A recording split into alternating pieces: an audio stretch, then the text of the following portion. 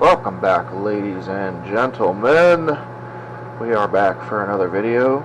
I apologize, it's rather late in the week. I usually try to release these on like Monday or Tuesday, but I've been absolutely flooded with orders. I took 1 week off to go on vacation. That was the first week of September, the 1st through like the 8th. I got 50 orders during that time, and then when I came back the next week, I got 39 more orders on top of that. And then, in addition to that, I got two full retail orders, very high dollar. One was about 800, the other was about 1,000. But you know, that's individual packs of baits, and even though that's wholesale, it still equates to hundreds of packs of baits. So, apologize for the lateness of this video. We are doing our best to get caught up, get all the orders filled, and all that good stuff. If you do have an order with us, thank you. Just be patient. We're filling them as fast as we can get to them. So today, thought we'd do a super cool, super quick, and super easy color. Watermelon blue is the name of the color.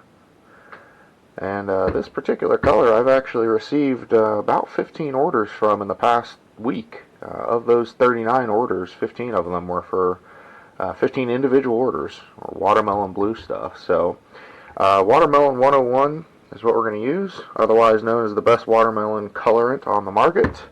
And then, typically you would just do some small blue flake.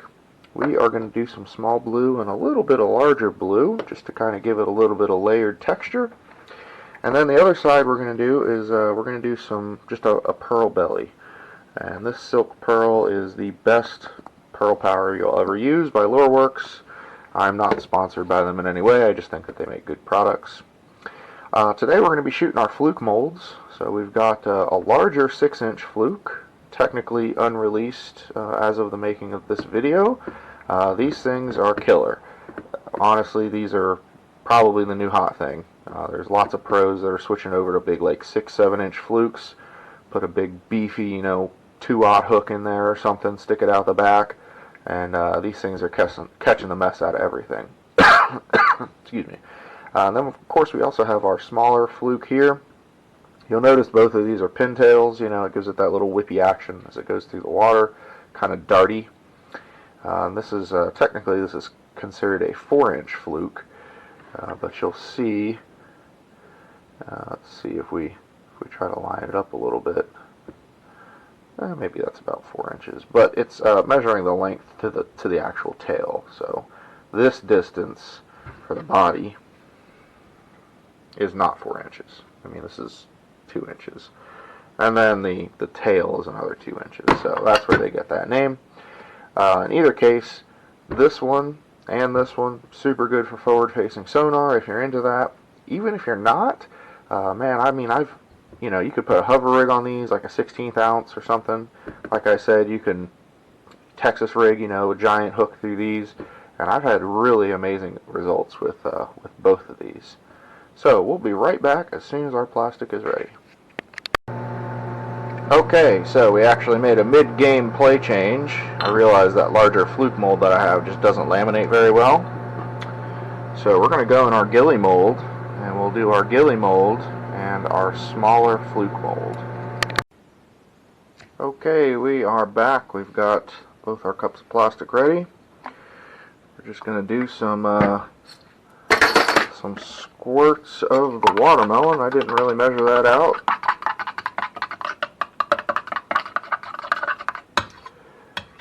That's what we got. We're going to do a quarter of small flake.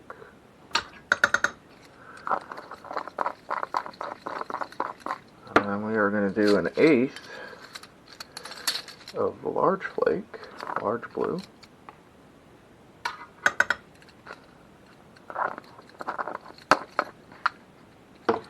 And that'll be one side. And we'll clean our spoon off here. I don't have a separate set for powders, although I probably should at this point. Do an 1/8 of powder on that side, and we're going to get everything mixed up.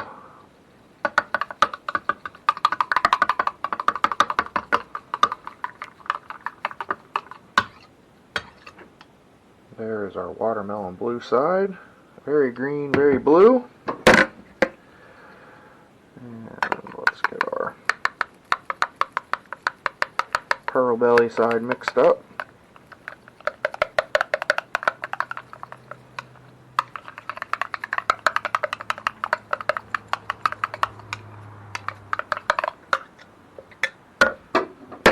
Nice, perfectly colored cream belly. This is why I use this. It's just perfectly even. You don't see any clump marks with the powder or anything. It spreads out through the liquid very, very nicely. So we'll be right back and we will shoot our molds. Okay, we are back. So we're going to get everything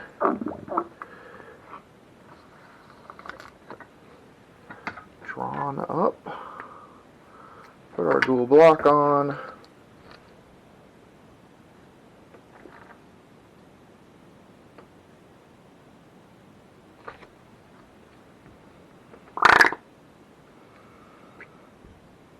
There's one.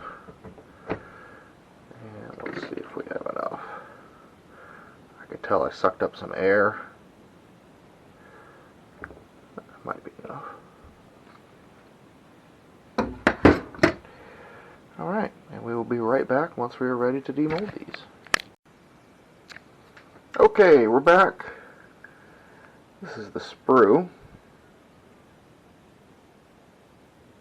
Super smooth pearl bottom, green watermelon top. Go ahead and open up this gilly mold. I'll tell you what, this mold has never failed me as far as laminating or shooting correctly. You can see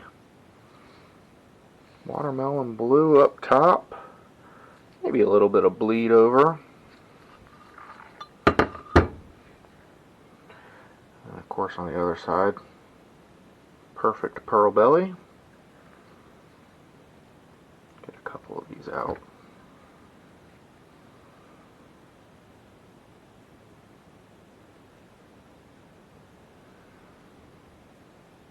Now this is very similar to baby bass. And the reason that this works is because this looks like baby fry, you know, baby bass or baby fish. They usually have a very light colored belly and then kind of some kind of color on top. You know, it could be bluish, blackish, you know, whatever color it is. And then of course you have this glitter just kind of offsetting everything. So there's the gilly. Let's go ahead and open up the small fluke.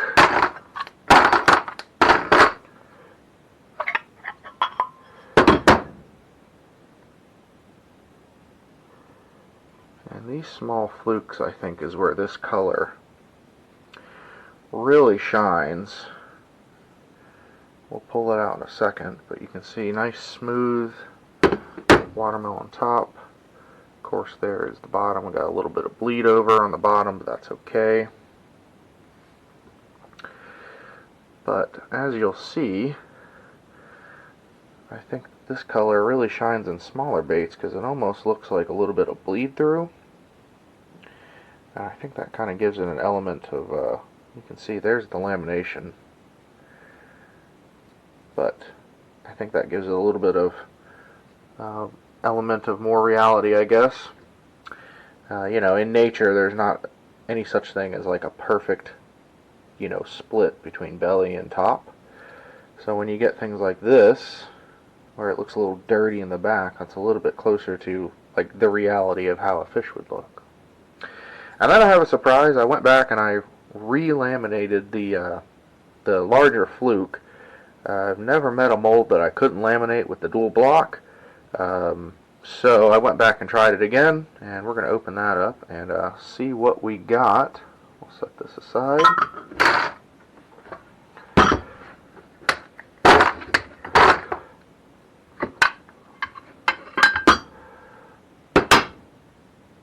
Alright.